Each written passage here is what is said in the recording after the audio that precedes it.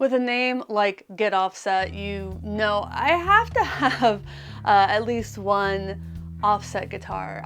The truth is I have a lot of offset guitars, and my guitar of choice is the Fender Jazzmaster. Yeah, so I've accumulated a lot of them over the years, and in 2024, what I really need to do is reduce the amount of stuff that I own. So this is the first in probably a series of videos where I'm essentially going to Marie Kondo my gear collection. And that's a little deceptive because the truth is pretty much anything I still have in my life brings me joy. If an instrument or a pedal doesn't bring me joy, I tend to get rid of it pretty quickly. That being said, I'm going to have to make some tough decisions. And the best way to do that, as Marie Kondo says, is to pick up everything you own, hold it in your hands, and ask yourself, does this bring me joy? So let's find out which of my Jazzmasters still bring me joy and are going to stay in my life. Welcome to Get Offset. My name is Emily, and I appreciate that sparkle you bring into the world. I hope you never lose that little sense of wonder.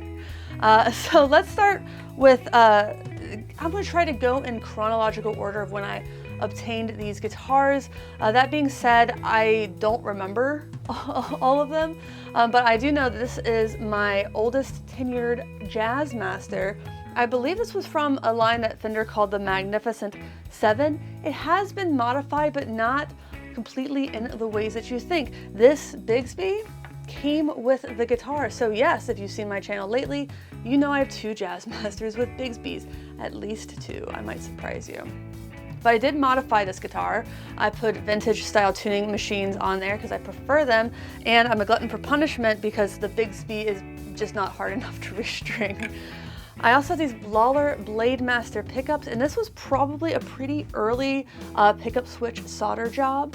But I really liked the Blademaster pickups. They got a lot of oomph to them, so I'm gonna play it. But the one thing I do want to point out, this guitar is made in America, made in the USA, I should say, but it has a little boo-boo. I don't think you can see that. But on the headstock, you can see where, right there, I had some pedals fall off my wall a few years ago, and they landed on this and another offset guitar. So yeah, but a few other things about this guitar. It has a satin neck. This is my first electric guitar with a satin neck. I'm pretty sure rosewood fingerboard, really nicely crowned jumbo frets. And I've obviously lost a lot of the pickguard screws.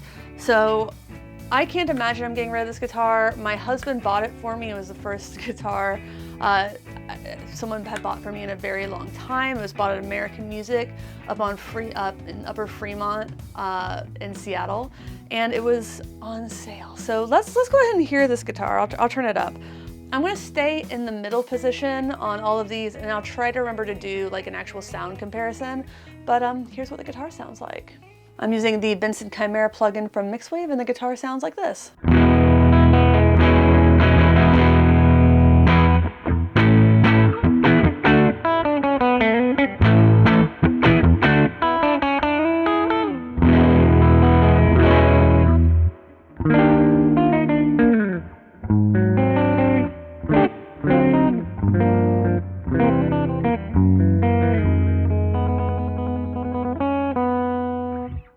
So this is actually not the first Jazzmaster I ever got. It is just my oldest one. I had an AVRI, the 1962 reissue in black. That was my first Jazzmaster. I traded that to Mike and Mike's Guitar Bar for Coronado 2, which is a decision I stand by.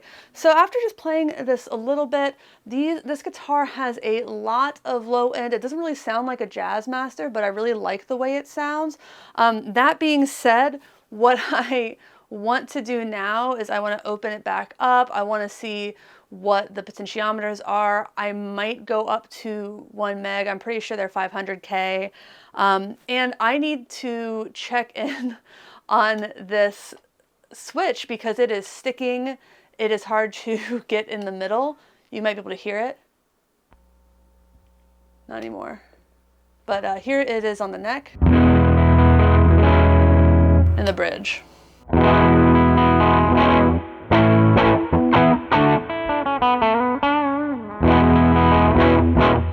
Obviously, no part of this is a traditional Jazzmaster. It didn't come as a traditional Jazzmaster. It doesn't have a rhythm circuit. It's a simplified one instead. The Bigsby's not very traditional. The pickups are aftermarket. And, but all that being said, I will probably never get rid of this guitar. It was such a thoughtful, lovely gift. I do want to put more work into it. I haven't played this guitar in a really long time, and it's not because it's a bad guitar, and it's not because I regret any of the modifications that I did to it. I simply got other guitars, it kind of lost its newness, and I really regret that. So this guitar does still bring me joy. Every time I see it, I think about how lucky I am and how loved I felt when I got this guitar for the first time. So let's go to the next one. This is the American Professional 2 Jazzmaster with a panoramic trim. Now, this is probably one of my first, if not my first, guitar launch, product launch with Fender. So that makes this a really, really meaningful guitar to me. It, like the other guitar, which I call the Mag 7, has a satin neck, skunk stripe, rosewood fingerboard, but this one actually has not a rhythm circuit, but a series circuit, which is really, really unique. This guitar I've left completely stock. It has a Mustang style bridge, modern tuning machines, and this really nice kind of ergonomic cutaway. This is a very nice guitar. And I know I've sold a few of these from my videos because people have told me. My mother and I actually both own this guitar, so that's already biasing. I'm a little biased for that. But this has great fretwork, smooth fret edges, nice jumbo rounded crowned frets, polished, and yeah, let's hear it.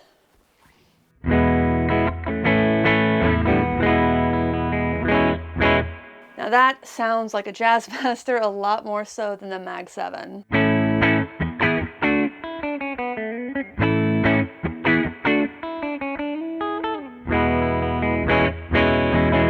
But it does have that trick up its sleeve. This is not a rhythm circuit, this is a series circuit.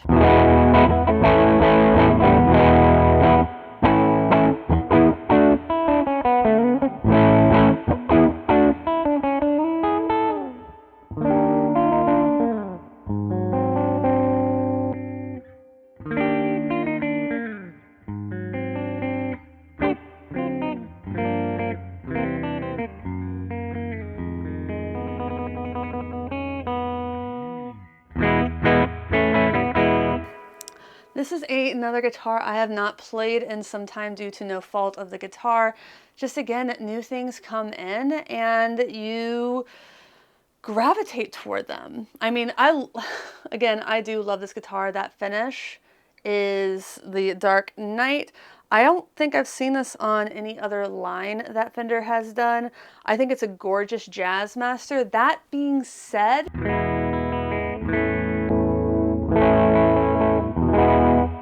before I picked this up, I thought that this might be on the chopping block just because I don't play it very much.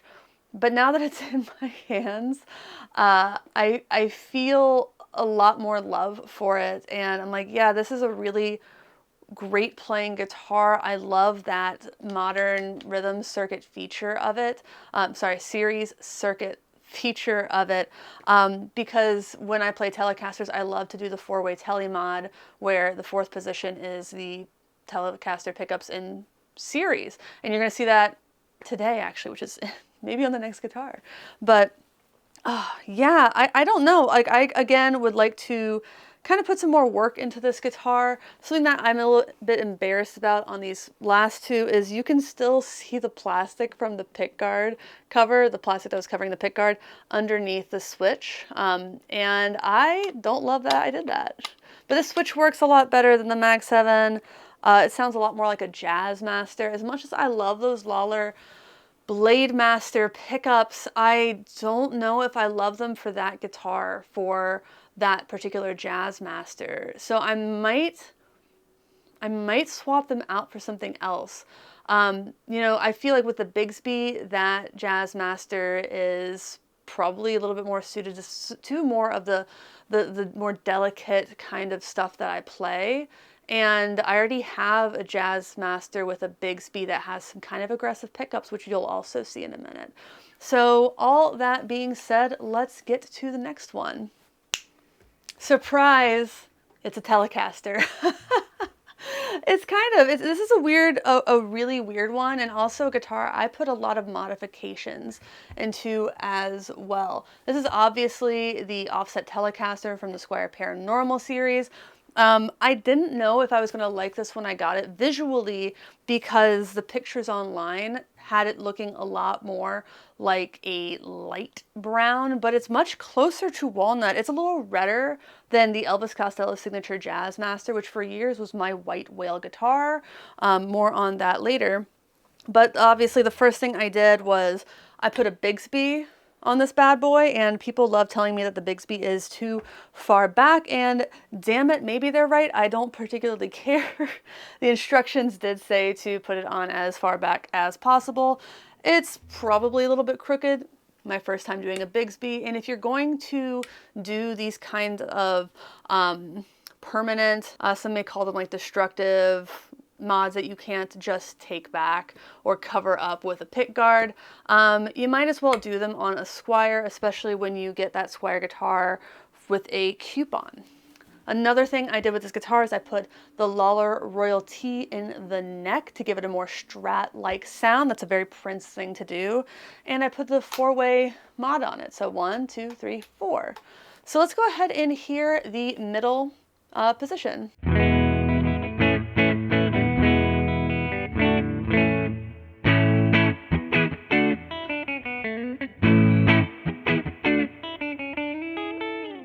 Hear that twingy bridge just to hear it.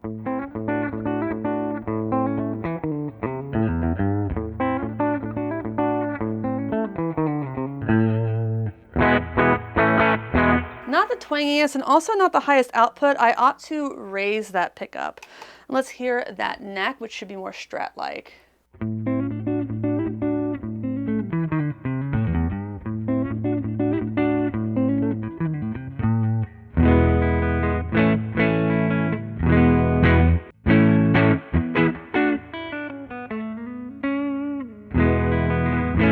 So again, this is the middle, and this is the series.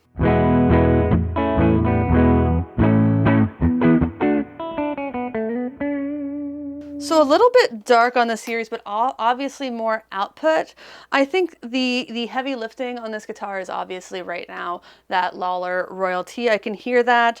The bridge does need to be higher. It's obviously just not putting out as much as it should.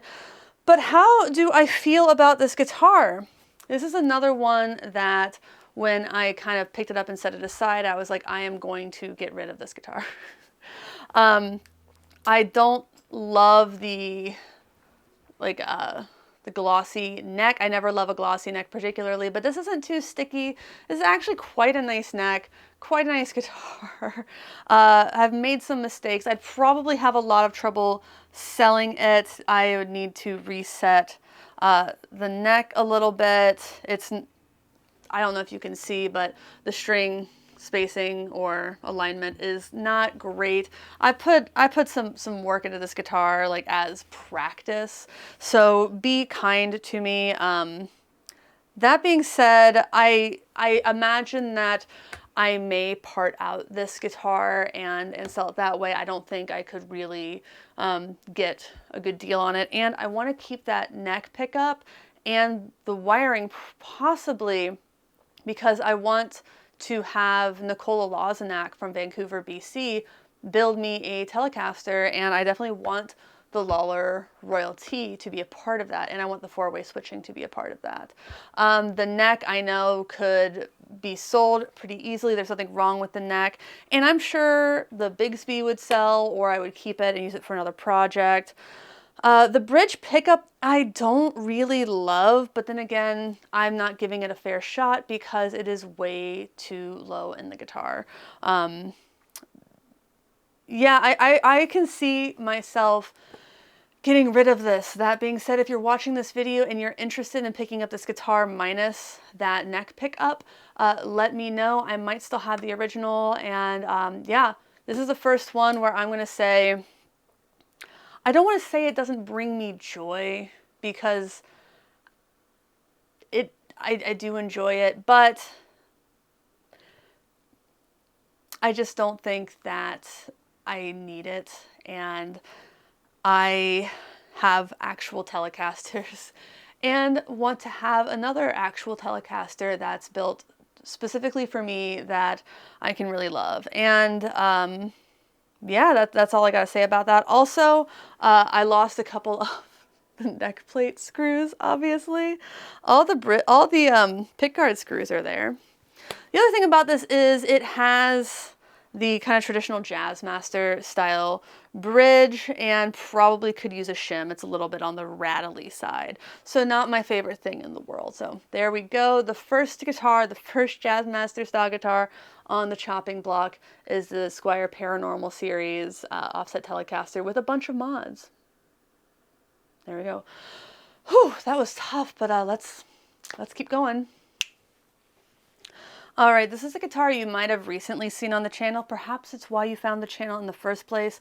This is the Squire Jazzmaster, the 40th anniversary Jazzmaster, as it says on the neck plate there. It has a maple neck. It's a satin finish, and the body is a satin finish too, which I find odd. I really thought I would like that more than I do. Sure, you don't get like fingerprints on it as much, but grease can still kind of accumulate on it. But I did this, Nice Bell and I did a video comparing this to another guitar I'm going to play. And yeah, so let's just go ahead and hear it.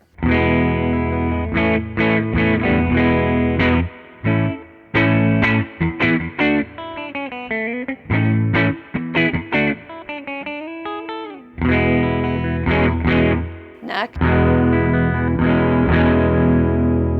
Bridge, and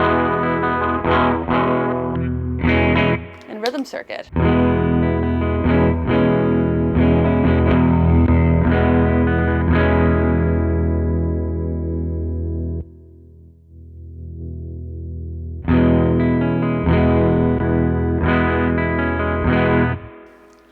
This guitar would make someone who wants a Jazzmaster and maybe doesn't have a traditional one, I think, very happy. This is a really nice guitar, especially for the kind of negligible amount of money I paid for it.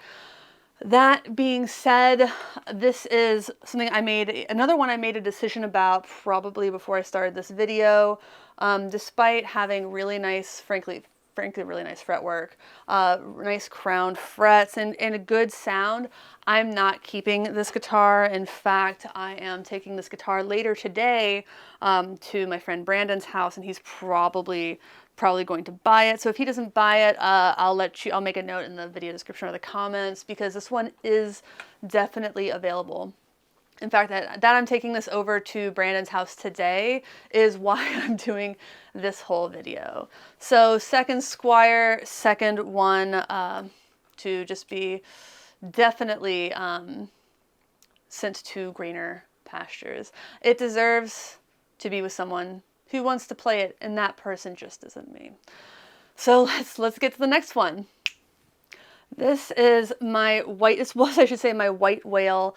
This is the gem of my Jazzmaster collection. It is the Elvis Costello signature Jazzmaster, and I am going to be buried with this guitar. So I can tell you right now, this guitar brings me so much joy. I'm a huge Elvis Costello fan. He is one of my biggest musical influences, a musical hero. Just very important musician to me in my life, and one of the first reasons I wanted to pick up a Jazzmaster. That being said, I picked this guitar up the other day, and I haven't gotten around to fixing it yet, but here's what it sounds like right now.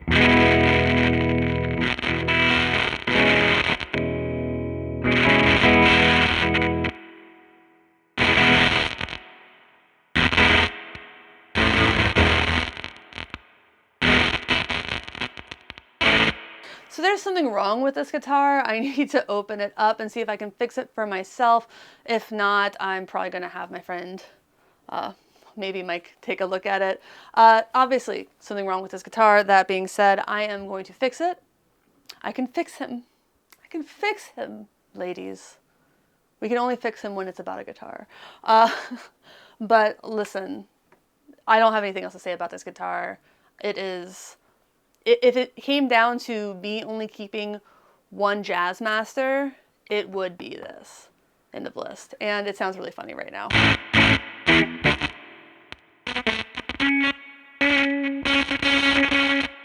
Yeah, I don't know.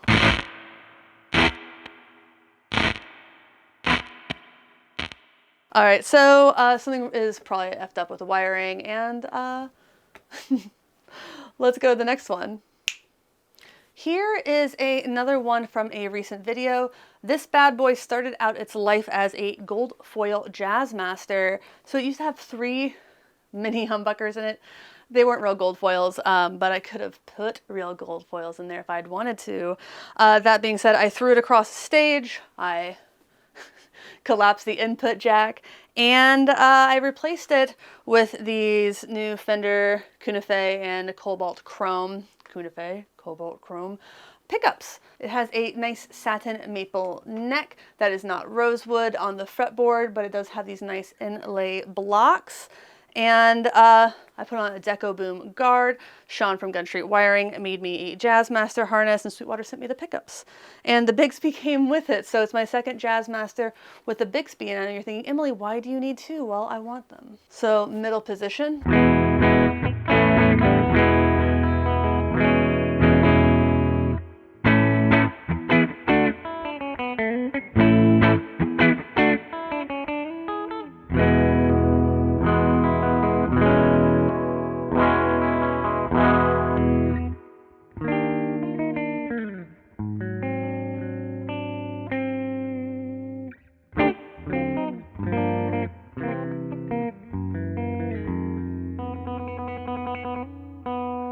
These pickups really rip with some distortion. I do think I prefer them to the Lollar Blademasters that I installed on the similar guitar. It's just something different about them. The Blademasters I feel like are a little boomy, and that could be the potentiometers that are in the guitar. I believe Sean put Megs in this one, which could account for the additional brightness a little bit. But I really like this guitar. This is the most work I've ever put into an instrument. I routed it out, I soldered it. That's kind of the gist of what I did, but that was still a lot. And I'm really proud of bringing a second life into this guitar. So I'm just not going to get rid of it anytime soon. I even put a not custom, but a special neck plate on, the Creature from the Black Lagoon. And listen, like, it's a Jazzmaster with a gold body and a matching headstock. Has these kind of vintage-esque, well, they're vintage style tuners, and just a really neat look to it, a really unique look and sound. I'm holding on to this one for sure. I actually think I forgot to snap, but I skipped one. I forgot that I left this downstairs. This is the American Vintage 2 Jazzmaster, and Sweetwater sent me this, so thank you, Sweetwater. Obviously it's a very handsome guitar. It has these era-specific inlays, or at least, I don't know if they're actually era correct now that I think about it, but they are more correct than the Squire ones and the gold foil one because they're bigger inlays. Mike Adams talks about that. It's a very handsome guitar. I've always wanted a burst Jazzmaster, so this is my first one of those. Vintage style tuners, vintage style bridge for better or worse. This this release was met with a host of problems. I've saw ones from like working class music. They're shipped with like dings in it and scratches and scuffs. The fretwork on all of them is a little flat. That being said, mine's not as flat as some that I've seen, but still pretty flat. And as far as I can tell, all of them shipped with tremolo arms that didn't fit. So a lot of problems with these guitars. That being said, did I bond with it? Do I like it? How does it sound?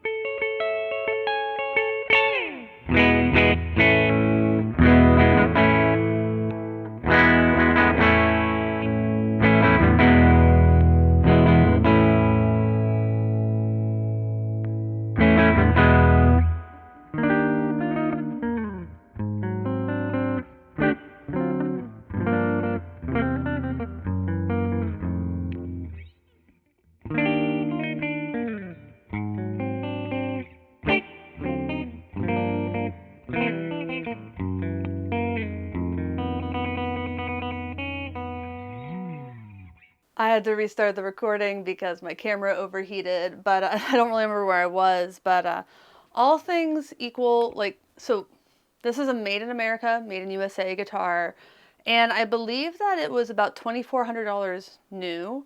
Comparing that to the next guitar I'm going to play, which is my most recent Jazzmaster, the Vintera 2, which is made in Mexico and is significantly less expensive, I think like $700 less expensive. I would have to go with that one. I mean, this is a nice guitar and it could be a lot nicer if the fretwork is better. But honestly, I think I even prefer the pickups to the, on the Vintera 2 to these. So again, let's play the middle position.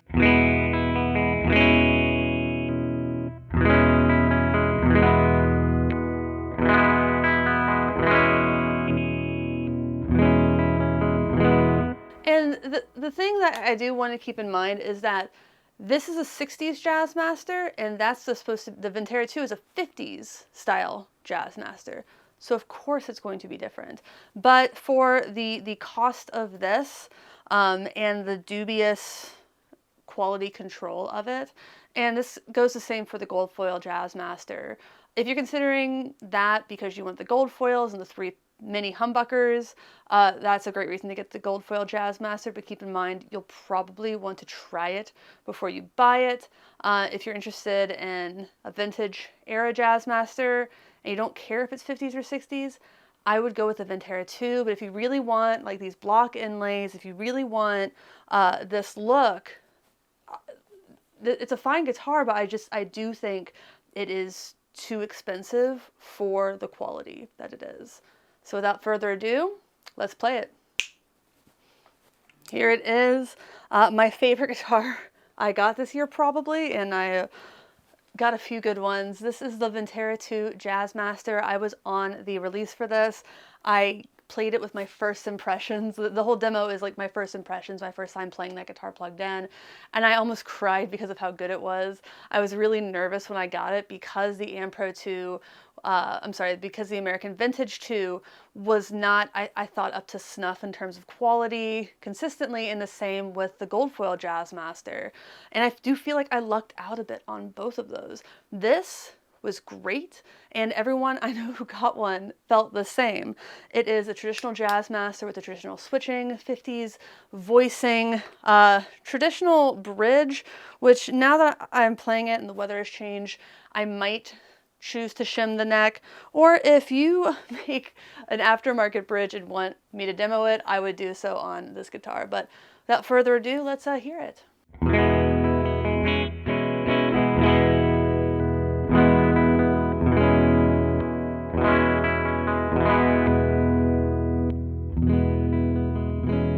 That rhythm circuit is quite dark, but it sounds really sick with fuzz, trust me.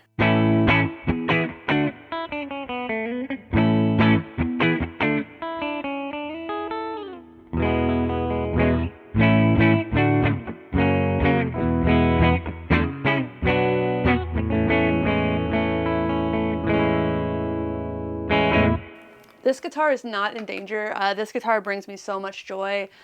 And I don't think it's just because it's my newest Jazzmaster. I think it's just genuinely the most well-built Jazzmaster I've played since the Elvis Costello, which obviously you didn't really get to hear because it's a little on the frets. But I love the responsiveness of these pickups. This is the guitar that I've been playing live lately. I took it on a little tour the other week, and it performed beautifully. It stays in tune really well. It sounds really nice. It looks gorgeous. Gorgeous, gorgeous girls. And it actually has a rosewood fretboard, so I get to say that again and be correct. So of the guitars that I played today, the Squire 40th anniversary, that is probably going to be gone by the end of the day before I even edit this video. But again, I'll let you know in the comments if I plan on, if that sale didn't happen. I'm probably gonna part out the Offset Telecaster, so also let me know if that's of interest to you. And then the two that I might put out feelers for are the Pro 2 and the American Vintage 2. And I'm really surprised to say that for both of them. But the fact of the matter is I'm not going to play the American Vintage 2 over this ever, and that's just not fair, I think, to keep such a nice guitar and not play it a lot. And I had been playing that guitar a lot. That was a year ago. That was the guitar I was exclusively using in videos. I played the American Vintage 2 in probably close to 8 dozen demos, so I really, really liked it. And then I got this. So this really just knocks it out of the water. If you want a vintage voice Jazzmaster, that's my opinion. The Pro 2, I'm a little more torn on. I love that my mom and I have matching Jazzmasters. I love that series circuit. But I just don't know if I'm going to ever really play it as much as I want to play a few of my other Jazzmasters, namely this and the one I just did all that work on. I'm torn. Let me know what you think I should do in the comments, and don't say you should give it to me because I won't. The other one is the Magnificent 7, the white Jazzmaster with the Bigsby. That one, I probably will switch out those pickups. I'm not sure if I'll put them in another Jazzmaster, but what I do know is I think I would really prefer a more traditional Jazzmaster set of pickups in that guitar. That guitar needs work. I think I probably need to replace the switch on it, the 3-way switch on it, and just to give it a setup. I haven't been playing that guitar, but I'm thinking maybe like some Seymour Duncan Antiquity 2 Jazzmaster pickups might be on my wish list for that one, and we can see how that goes. Otherwise, let me know what you think of my assessment of my Jazzmasters. Was I too harsh on any of them? Am I wrong about any of them? Should I get rid of ones that I say I'm keeping? Should I keep ones that I say I'm getting rid of? Let me know. And please check out the affiliate links in the video description. Some of these guitars are still for sale through Sweetwater. A lot of them are on Reverb. This demo is not sponsored by anyone in particular. But if you want anything in the world, it really helps me when you use those affiliate links, especially the Sweetwater one. It shows that I'm worth Sweetwater investing in, and we get a portion of that sale shared with us. I don't know why I keep saying us. It's just me. Well, to everybody out there, thanks for watching. Thanks for understanding. Please like, comment, subscribe. Merch at getoffsetpodcast.com/shop. Patreon at patreon.com/getoffset. Video description, blah, blah, blah, super chat, say thanks, whatever. Until next time, my name is Emily. Goodbye.